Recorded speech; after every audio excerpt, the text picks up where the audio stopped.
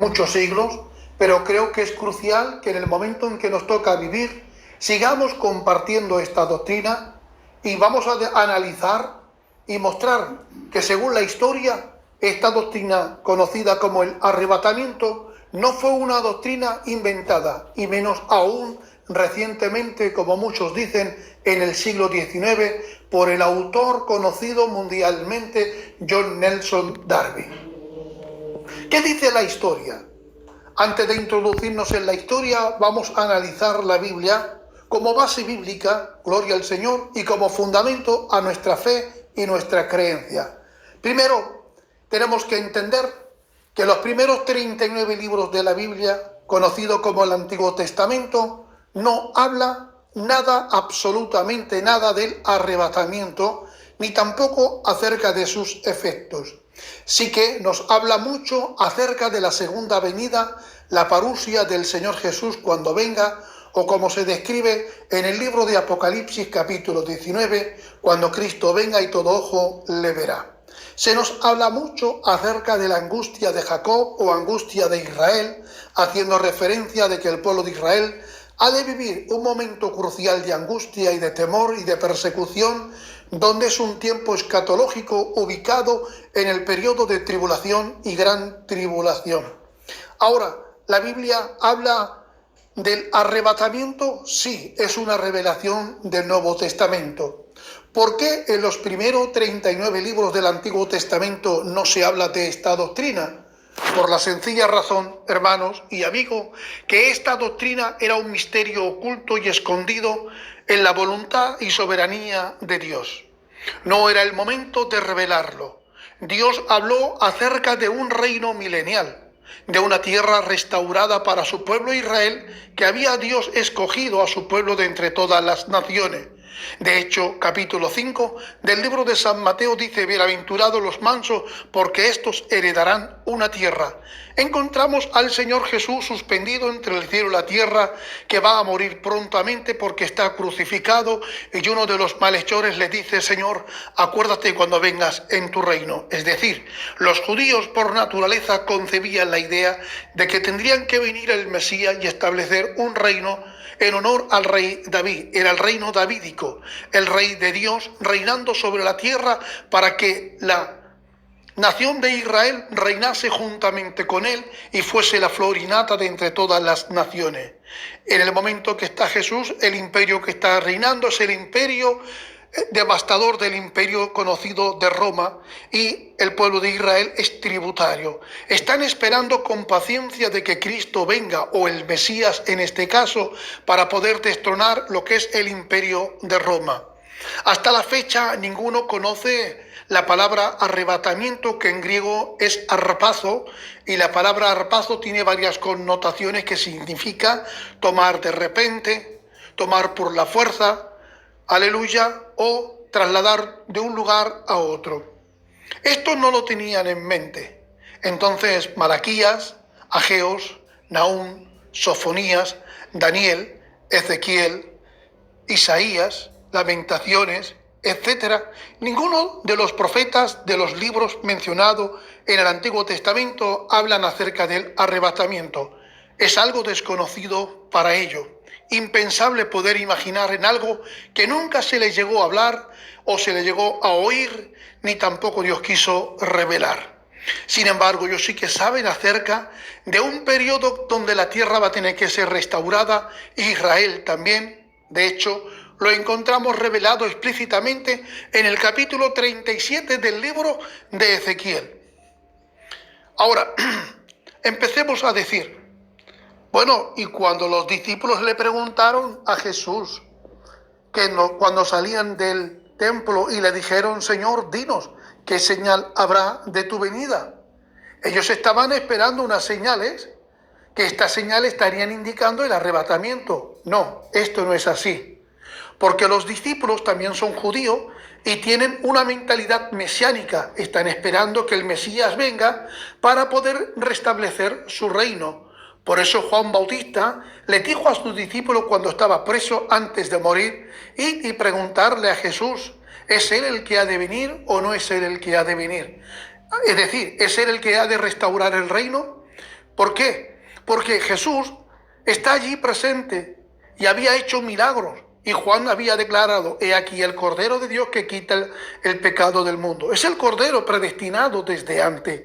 Juan no tiene duda de que Jesucristo sea el Mesías, venido en carne.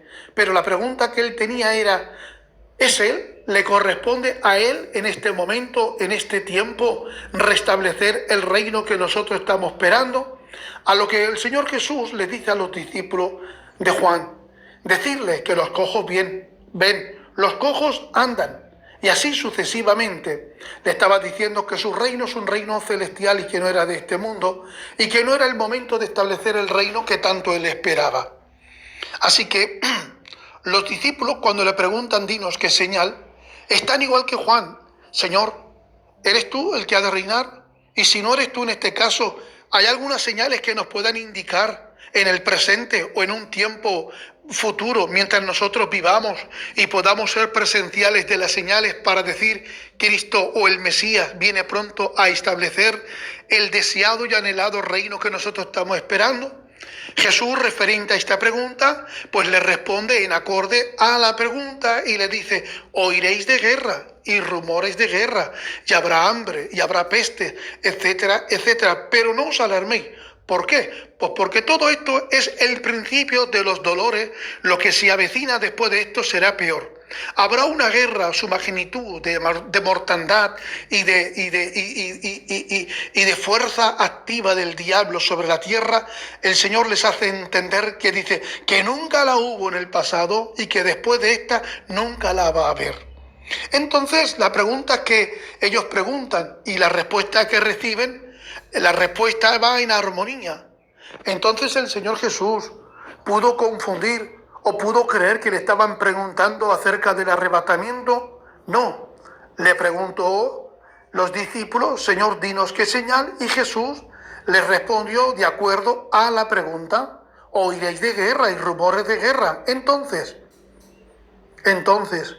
¿qué tiene que ver la segunda venida con el arrebatamiento? Bueno, pues la diferencia es que los discípulos en el presente, ellos no son conscientes de que tienen que ir al cielo. De hecho, ni lo esperan. Ellos esperan que un día, cuando mueran, resucitarán para estar en el reino terrenal, en el reino teocrático. Gloria al Señor. Ahora, entonces ellos le preguntan por unas señales de ese reino que están esperando. Y Jesús no le habla del arrebatamiento, porque es como si usted a mí, que yo soy español, me hablases en alemán o en chino. Yo le diría: no le entiendo nada. Lo que me estás hablando es un misterio y es desconocido, porque no comprendo absolutamente nada. Y me quedo pues como un tonto sin entender.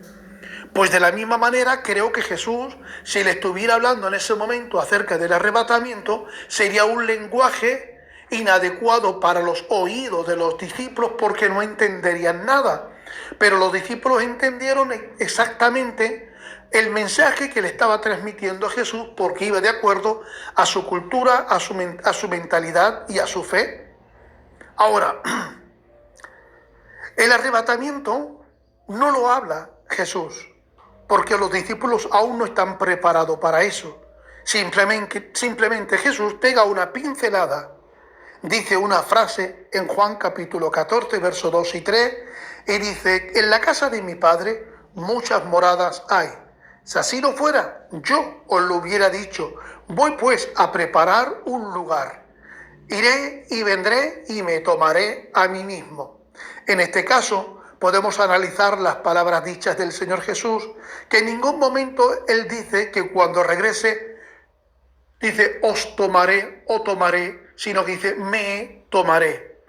Hablando en primera persona, me tomaré, dando a entender que el me tomaré está hablando de su cuerpo, me tomaré a mí mismo. Gloria al Señor. ¿Por qué? Porque su cuerpo simbólicamente estaba representando a la iglesia.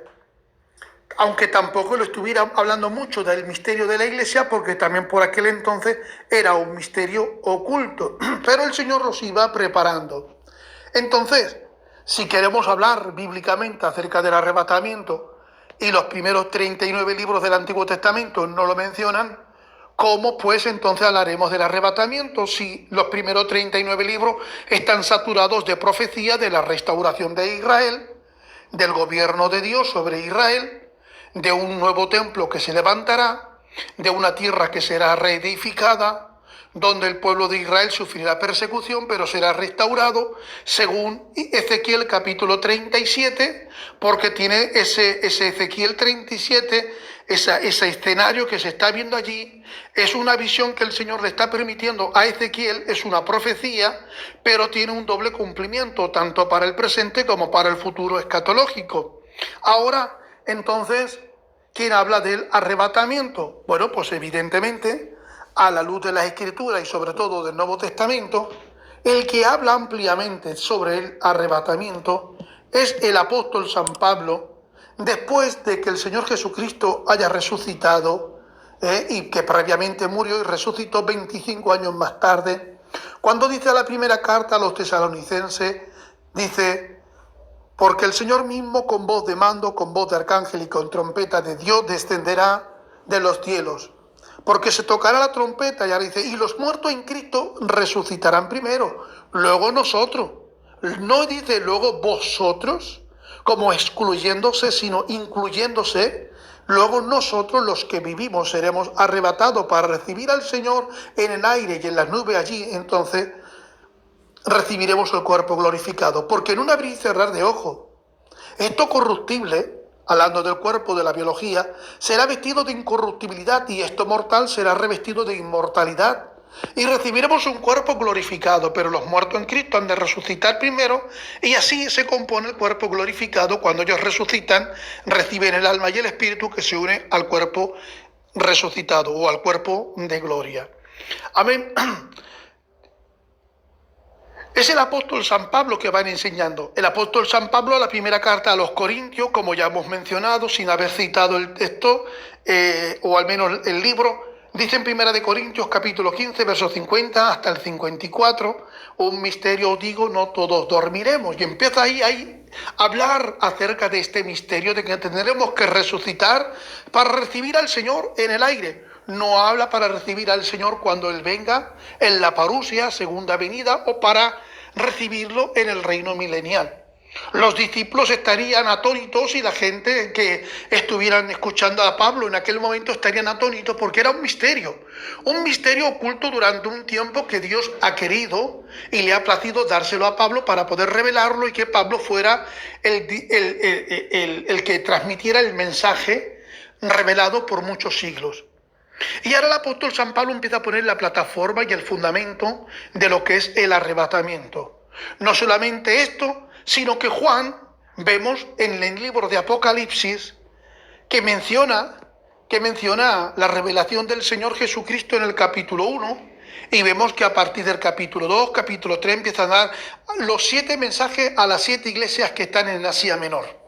Pero resulta que en el capítulo 4 Juan ya no ve a la iglesia, sino que ve 24 ancianos que están en el trono o alrededor del trono del Cordero de Dios y que los ancianos cogen sus coronas y las tiran a los pies y empiezan a entonar una alabanza en agradecimiento a la redención.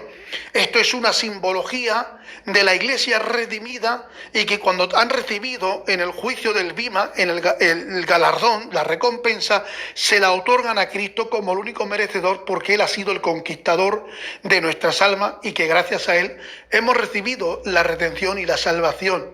Capítulo 5, la iglesia ya no se menciona. Juan solamente vislumbra por una visión que llevado al Espíritu una puerta abierta en el cielo, dando a entender que ha sido ya la iglesia arrebatada y que entró en esa puerta cuando Cristo vino en las nubes y los muertos en Cristo resucitaron primero. Sin embargo, Juan llora y le preguntamos: Juan, ¿por qué estás llorando después de todo lo que estás visto, de todo lo que has mencionado, de todo de lo que te ha revelado el Señor? Y ahora Juan está contemplando un libro que está lleno de sellos por dentro y por fuera, pero no hay nadie digno de que pueda mirarlo ni de tocarlo y menos aún abrir el sello para poder desarrollarse todo el contenido de este libro sobre la tierra.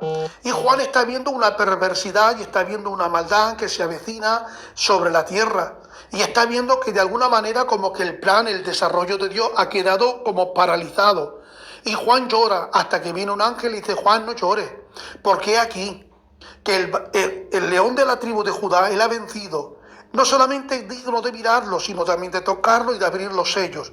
Y cuando se abre el sello vemos capítulo 6, que sale un jinete, y sale montado en un caballo blanco y con un arco. Parece ser que es Cristo, pero pensar así sería una confusión, porque Cristo ya no está en la tierra. Cristo vino antes para llevarse a la iglesia en el arrebatamiento, porque la iglesia no ha sido llamada para exponerla a ira, sino para librarla.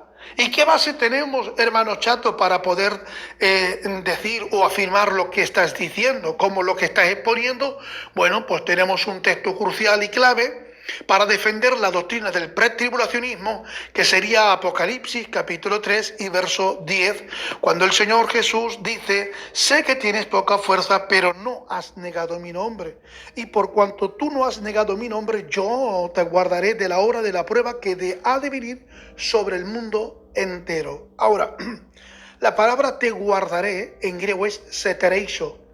De la prueba es ek, es de España, y K de kilo. Aquí dice librándote de, sacándote de. No dice en ningún momento guardándote en la prueba, como por ejemplo, pongamos una ilustración bíblica.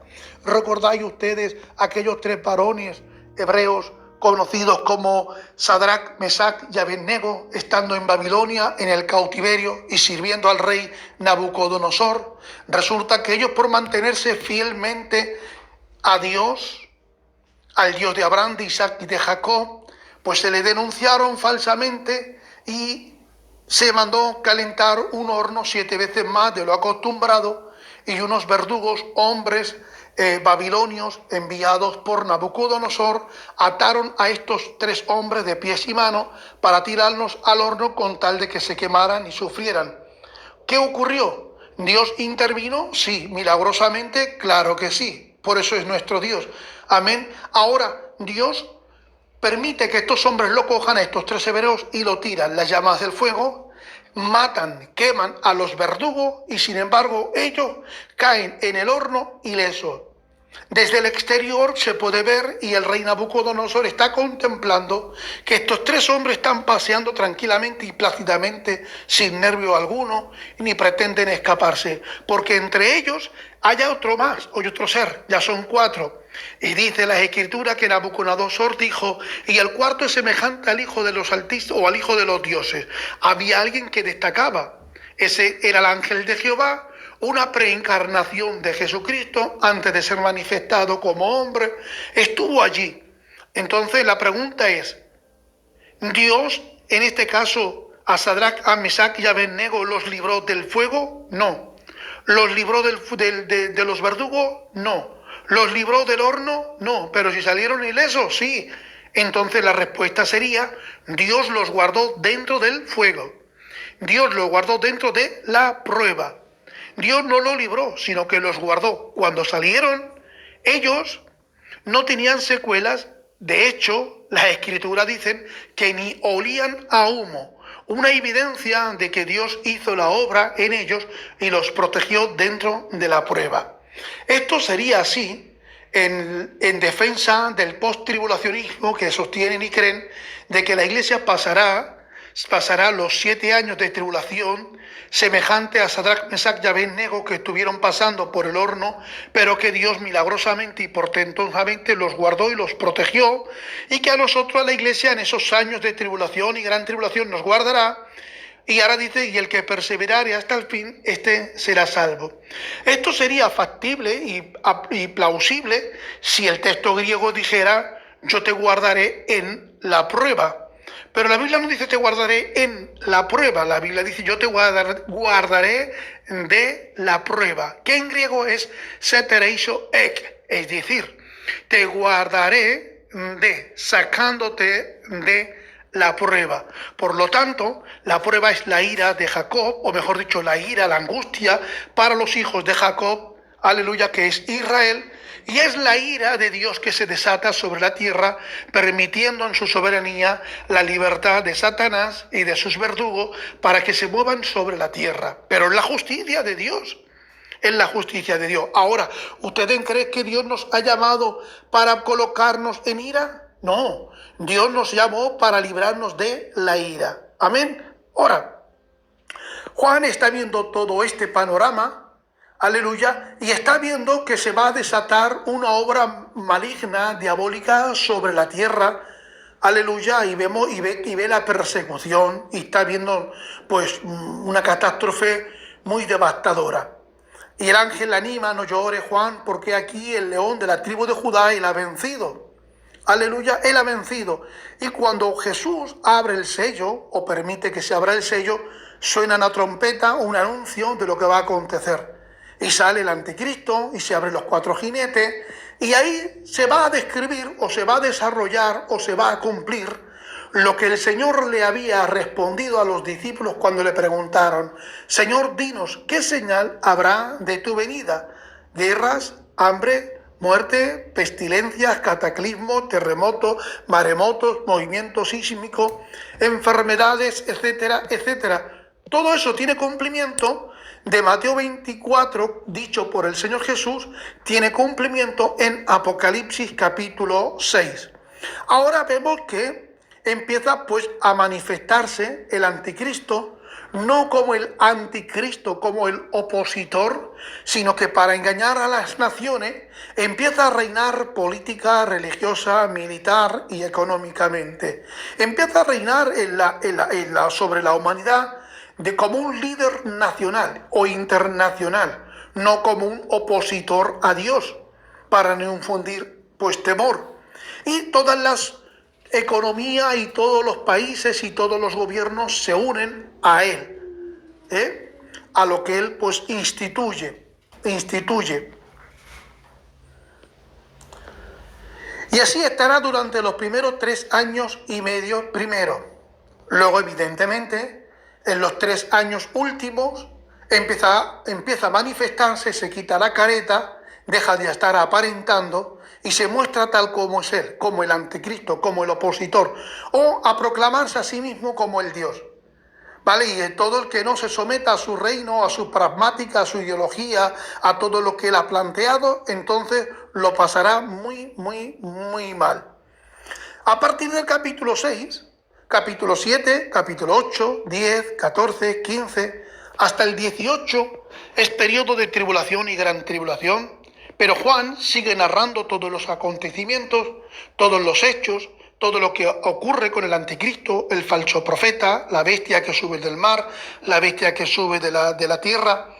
Empieza a hablar acerca de 144.000 sellados, que son 12.000 de cada tribu de Israel, y han sido protegidos y sellados por Dios a tal punto para que sean inmunes, que en medio de Israel las plagas, las tormentas, los meteoritos, las estrellas que van a caer, las catástrofes que van a haber, los terremotos, etcétera, perjudicará a todo el mundo menos a ellos. Ellos serán inmunes porque serán los encargados de predicar este evangelio del reino a todo el mundo de aquel entonces. Pero antes de ello hay 2 testigos que aparecen en Apocalipsis capítulo 11, 2 testigos con estilos proféticos o con espíritu profético de Elías y de Moisés, que empiezan a hacer maravillas y prodigios y señales, y la gente se convertirán a raíz de estas señales. Estas señales que están ocurriendo juntamente con todas las catástrofes, y con el índice de mortandad que había profetizado Jesús, son las señales que van a servir tanto para el pueblo de Israel como para el pueblo gentil, que en ese tiempo estén viendo y puedan reflexionar de que el Señor Jesús ya viene pronto por segunda vez con la iglesia que fue arrebatada. ¿Por qué? ¿Por qué interpretamos de esta manera? Pues por la sencilla razón de que cuando Juan está escribiendo todo el libro de Apocalipsis, desde el capítulo 5 hasta el capítulo 18, la iglesia no se menciona. A la iglesia se le alude. Se habla de unos mártires, se habla de unas naciones que han sido vestidas de ropa blanca, se habla acerca de los 2 testigos, se comenta de los 144.000 y así sucesivamente, pero la iglesia no está. Entonces, ¿cómo podemos decir que el que perseverare hasta el fin este será salvo? ¿A quién se va? ¿A quién se refiere? ¿A quién aplicamos estas frases bíblicas? ¿A la iglesia o a Israel que está en aquel tiempo? Evidentemente se le aplica al Israel porque la iglesia ya no está. La iglesia fue arrebatada. Ya no está en la tierra. Han desaparecido millones de personas porque es la iglesia del Señor. Entonces las personas que están allí en el tiempo de la tribulación están viendo meteoritos, están viendo movimientos sísmicos, están viendo que el agua está siendo contaminada. El índice de mortandad será tan grande, hermanos queridos, que será difícil poder andar por las calles o por la plaza o por el campo con tranquilidad y facilidad. Uno tendrá que ir saltando como un cervatillo para poder evitar los cadáveres, hermanos y amigos. ¿Qué ocurre? Que todo esto está indicando, o te rebelas y crees al anticristo como el verdadero Mesías, o crees que todo esto es producto del anticristo porque este es un falso y que el Cristo verdadero tiene que llegar. Estas son las señales que había dicho, y la gente empezará a cavilar y a meditar en la conciencia y poniéndolo en balanza. Y algunos dirán, estos son obras de Satanás. Tendremos que huir a los montes y escondernos para no creer en el liderazgo del anticristo que se levanta contra nosotros, aquellos que no queremos someternos a su gobierno, ni permitir dejarnos sellar ni en la frente ni tampoco en la mano. No será fácil la vida de aquel tiempo, pues el Señor Jesús les dijo a los discípulos, ¡ay de las que críen en aquellos días! Y sobre todo, orad para que no sea en invierno, y orad también y rogar para que no os pille en sábado. ¿Os dais cuenta las frases que no se le pueden aplicar a la iglesia? Mateo 24, ¿por qué? Porque primeramente, si dice que no os pille en sábado, es porque es el sabbat, el día de descanso, no pueden trabajar, no se pueden marchar de la ciudad. Sin embargo, la iglesia, nuestro descanso no es el sabbat, hermanos queridos, ordinario y literal, sino que nuestro sabbat es un descanso espiritual porque descansamos eternamente en Cristo, en la obra redentora y salvífica que realizó Jesús en la cruz del Calvario para nosotros. Amén. Ahora, en aquellos días que nos pille en invierno, por causa de que si tengo niños pequeños, acabamos de dar a luz a un bebé, o posiblemente tenga que estar arrastrando con una familia numerosa, o con mis padres, o con los suegros, o los abuelos que son ancianos, ¿cómo podré caminar para escaparme con ellos? Orad, orad. ¿Os dais cuenta? Estas expresiones dichas del Señor Jesús no se le puede aplicar a la iglesia porque Mateo 24 y Mateo 25 van dirigidos exclusivamente para el pueblo de Israel. Ahora Juan está viendo todo el panorama y está describiéndolo todo en un libro con un lenguaje tanto simbólico, porque era normal. En aquel tiempo era parte de su cultura y de su estilo también lingüístico, y empieza pues a escribir de esta manera todos los acontecimientos. Pero le preguntamos, Juan, ¿te olvidaste de mencionar a la iglesia? ¿Te olvidaste de hablar de la amada del Señor Jesús? Y Juan podría responder no, porque el amado ya vino. ¿O no recordáis que dice Mateo 25 que habían 10 vírgenes, 5 insensatas y 5 prudentes, y que las 10 estaban esperando ¿a quién? Al esposo. Las 10 vírgenes en sí, todas, tanto las prudentes como las insensatas, están representando al pueblo de Israel en el periodo de tribulación y gran tribulación. Las insensatas representan al Israel apóstata, rebelde e incrédulo. Pero sin embargo, las 5 vírgenes prudentes que tienen vasijas en aceite están representando al Israel que dentro del periodo de tribulación y gran tribulación se ha convertido, han sido regeneradas porque creyeron en el Evangelio que se les predicó por medio de los 144.000. Creyeron en las señales y en los prodigios, maravillas, sanidades y milagros, etcétera, realizados por los 2 testigos que aparecieron en el libro de Apocalipsis capítulo 11, y han visto que todo esto es una evidencia de que las escrituras que dicen que Jesucristo es el Mesías es verdad. La desaparición de miles de millones de personas es cierto, no puedo negarlo. me equivoqué, se equivocaron mis padres, crucificaron al verdadero Mesías, pero yo tengo una oportunidad. Yo no quiero ser un apóstata, no quiero ser un rebelde, yo me arrepiento porque las señales indican de que Cristo viene pronto. Aleluya, pero la iglesia no está, no se menciona. ¿A quién esperan todos? ¿A quién esperan? Al esposo. ¿Por qué esperan al esposo? Porque evidentemente Jesús ya se casó, se desposó ¿con quién? Con su amada, la iglesia, la que fue librada, aleluya, la que fue arrebatada. Ahora, aunque la palabra arrebatamiento no es la más correcta, más bien sería traslado, traslación, trasladar de un lugar a otro, de un lugar de peligro a un lugar de seguridad.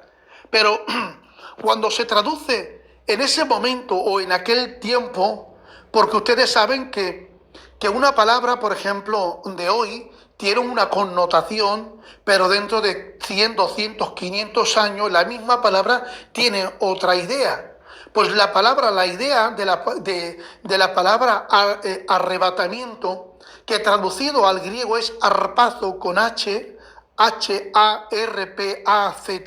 arpazo, la connotación, la idea que se tenía en aquel tiempo, no era de arrebatar, de querer secuestrar a una persona para mal, sino todo lo contrario. La forma de pensar y el estilo lingüístico de querer decir salvarte de peligro era arrebátalo, sácalo de aquí. ¿Cómo? Porque arrebatar significa ejerciendo fuerza sobre alguien o algo. Arrebatar significa tomar de repente ejerciendo fuerza. Arrebatar significa pues tomar de repente y trasladar de un lugar a otro. Entonces esto es lo que hizo Dios. Para librarnos y sacarnos de la tribulación, Dios ejerció una fuerza sobrenatural en nosotros y por medio del arrebatamiento los muertos en Cristo resucitaron. Luego nosotros, los que vivimos, fuimos arrebatados, tomados por el poder de su fuerza, por medio del Espíritu, para sacarnos de un lugar de peligro que se avecina y ubicarnos a un lugar de seguridad. Cuando el Señor Jesús dijo: en la casa de mi Padre muchas moradas hay, si así no fuera yo lo hubiera dicho. Voy pues a preparar un lugar. Cuando el Señor termine ese lugar específico para la iglesia, vendrá. Es la analogía de que cuando el novio tenía una novia y estaban comprometidos, habiéndole pedido la mano a su padre, le daba una zarra, una dote, gloria al Señor, como diciendo: de aquí a un tiempo vendré yo, aleluya, y entonces pagaré lo que tenga que pagar por mi mujer y me la llevaré a mi casa. Mientras tanto, tengo un periodo de tiempo en ausencia, aunque pueda verme de vez en cuando, pero en este tiempo, en este periodo, yo voy a preparar un lugar. Voy a preparar un lugar, una casa, lo voy a adornar, voy a intentar tenerlo todo, a fin de que cuando llegue el tiempo completo, el tiempo destinado o prometido pues al padre de la novia, entonces me la podré llevar. Pues de la misma manera el Señor Jesús ha dejado una zarra a nosotros, se ha comprometido, aleluya, y la zarra, la dote que ha dejado ha sido el Espíritu Santo, ha dejado dones, gloria al Señor.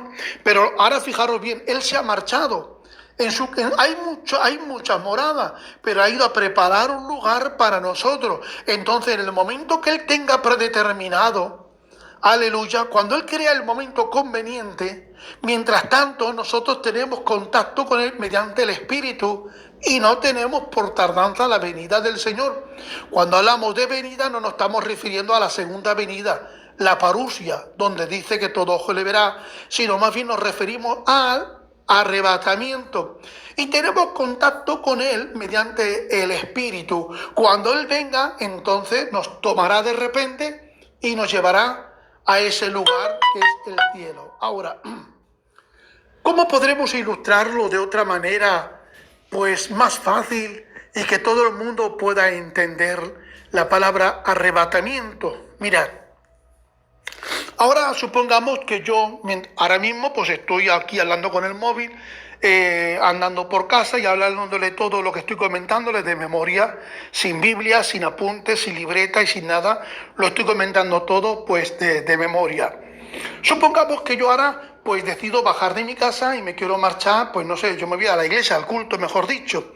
Y mientras camino, voy a cruzar una carretera y veo que una niña pequeñita de 3 4 años cruza la carretera y me doy cuenta, me percato que vino un auto, un coche a alta velocidad y yo veo que si no intervengo rápidamente, el auto puede dañar a la niña a tal punto que, bueno, pues sería desastroso. Yo no le voy a decir a la niña, ten cuenta, ten cuidado, porque yo veo que va a cruzar. Gloria al Señor. ¿Qué es lo que hago? Tampoco le voy a pedir permiso. Oye, niña, Antonia, Margarita o Juanita, ¿me permites que te ayude? No, ¿verdad que no?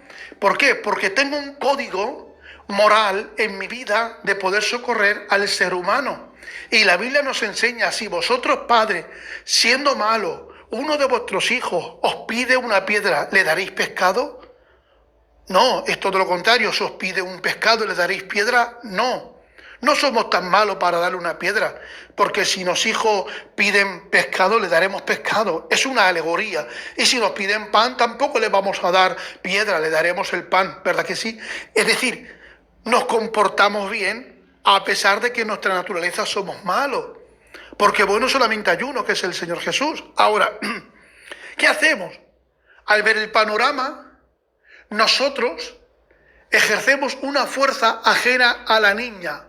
Corremos tan rápidamente que la arrebatamos, ejercemos fuerza sobre ella y la sacamos agarrándola para trasladarla de un lugar de peligro a un lugar de seguridad.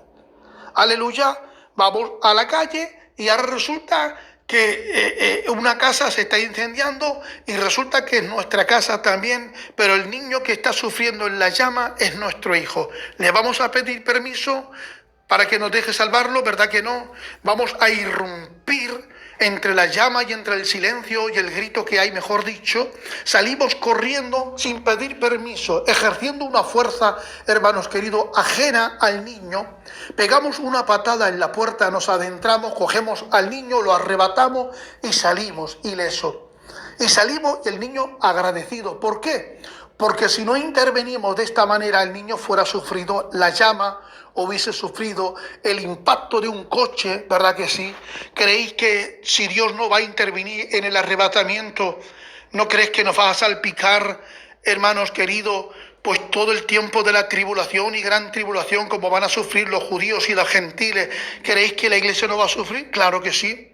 ¿Va a sufrir la ira? Sí, pero la Biblia dice que Dios no nos llamó para ponernos a ira, sino para librarnos de la ira.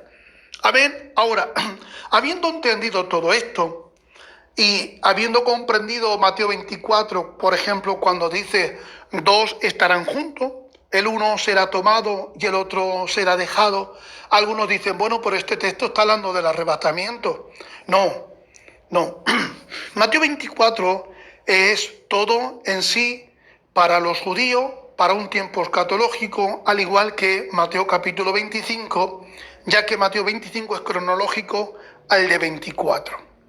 Ahora, que usted me pregunte, hermano chato, el acontecimiento, el acto, el hecho de que dos personas estén juntas, una sea tomada y otra sea dejada, ¿pueda ocurrir también en el arrebatamiento? Sí, matemáticamente, al 100%. Cuando Cristo venga y los muertos en Cristo resucitarán primero, luego nosotros, los que vivamos, podemos estar con familiares, podemos estar con el trabajo, y hay gente mala que practica el pecado. Y cuando Cristo venga, si nos lleva a nosotros, el pecador, el borracho, el mentiroso, el adúltero, el cobarde, se queda. Entonces uno es llevado y el otro es dejado. Pero aquí es todo a la inversa y con otra connotación y con otros lugares distintos. ¿Por qué? Porque en Mateo 24, cuando dice, dos estarán juntos, uno es tomado y el otro es dejado, el que se deja, el que se queda no para ser condenado, porque ya está viviendo en el periodo de la gran tribulación. Se queda como recompensa por haber creído. Representa a las 5 vírgenes prudentes, a esa Israel que se ha arrepentido, que ha sobrevivido una angustia, que ha sobrevivido una maldad, y ahora como recompensa la dejo para poder ubicarla del tiempo de peligro a un tiempo de seguridad, para sacarla de la tribulación y ubicarla en el reino milenial. Sin embargo, ¿al qué me llevo? Me llevo a quiénes, a la cizaña, a los peces malos, a los cabritos, y dejando a los corderitos, gloria al Señor. Entonces me estoy llevando a las 5 vírgenes que son rebeldes, apóstatas, que durmieron, que tuvieron por tardanza la venida del Señor y que fueron tan rebeldes que cuando yo vine no había aceite, las puertas se cerraron. Entonces yo me las llevo, no las dejo, me las llevo, pero para llevarla a un lugar de ¿dónde? De condenación. Sin embargo, en el arrebatamiento, si yo estoy en un lugar como por ejemplo la iglesia, pues posiblemente Dios se lleve en ese momento a la persona que va a ser arrebatada para llevársela al cielo, pero el que se queda para sufrir todo lo que hemos estado mencionando. Aleluya, yo no voy a entrar si se merece o no se merece, o si la Biblia brinda una segunda oportunidad o no brinda. Yo no voy a entrar en ese tema, eso lo dejo personalmente para ustedes. Ahora, ya vemos que el Señor dice, 2 estarán juntos, uno será tomado y el otro será dejado. Así como, por ejemplo, también cuando una parábola el Señor explica y que el reino de los cielos pues es como aquel campesino o aquel hombre que tira buena semilla junto al camino, ¿verdad que sí? Y que aquel campo que tiene pues la buena semilla, que va a crecer trigo, pero que los vigilantes, los pastores, los criados en este caso, como se les llama, se durmieron y vino el enemigo y plantó mala semilla, y cuando creció le preguntaron los criados a su señor, al dueño, Señor, pues no plantaste buena semilla, el trigo, porque pues ¿de dónde sale esta cizaña? Dice, porque los criados, en este caso vosotros dormisteis, vino el enemigo y plantó mala semilla y ha crecido. Ellos le dicen, Señor, ¿quieres que vayamos y arranquemos la maleza, que saquemos pues la cizaña del trigo? Y le dijo, no, dejarlo a su debido tiempo, que crezcan juntos. Y el tiempo va a demostrar quién es verdadero y quién es falso, porque por sus frutos los conoceréis. Y así como, por ejemplo, llega el momento de segar, Dios enviará pues a ángeles y cogerán a quienes, a los benditos de mi Padre. Así como la red es tirada al mar o al río y se arrastra y salen toda clase de peces, ya se encargarán Dios, aleluya, de separar los peces buenos y los peces malos, de apartar el trigo de la cizaña, las ovejitas de los cabritos, aleluya, pues de dejar 2 juntos, uno es tomado y el otro es dejado. Son aplicaciones distintas o ilustraciones distintas, pero van al mismo sentido. Aleluya, es para referirse a lo mismo.